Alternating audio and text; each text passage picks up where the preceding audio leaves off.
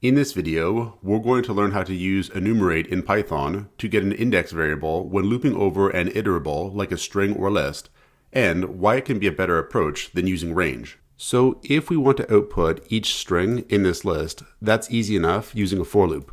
We could have here for step in steps, print step.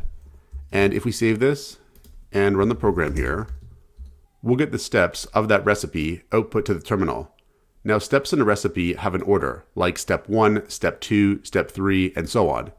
If we want to output the step number along with the step text itself, one approach would be to use the len length function and the range function in Python. So for example, we could have a for loop with for counter in range len steps. And here we're using the len function to find the length of this list, which is going to be 5.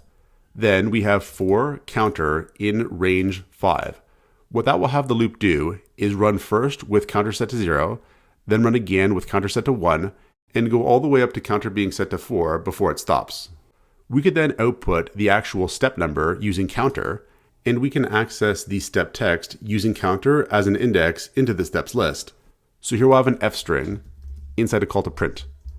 And we'll output the step number using step, and we'll have counter plus 1. Then we'll have steps at the index counter. So what this will do is output each step number using counter plus 1, then output the step text using counter as an index variable into the steps list. If we save this and run the program, we now get the step numbers and the step text. But there's a more Pythonic way to solve this problem, where Pythonic basically means the right way to solve problems in Python.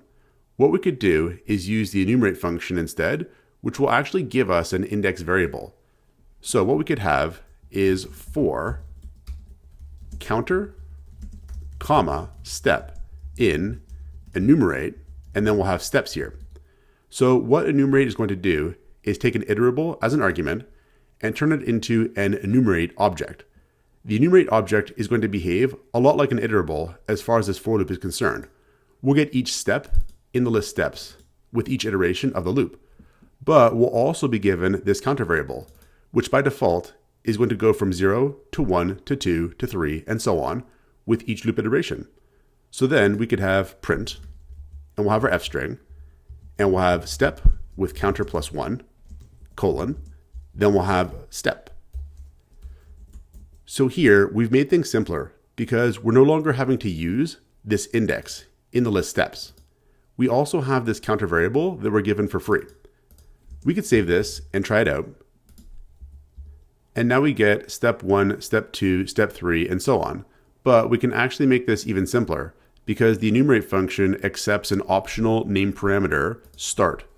We could set start equal to 1. What that will do is start this counter variable off at the number 1.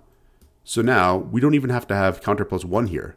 We can just have counter because counter is going to go from 1 to 2 to 3 and so on.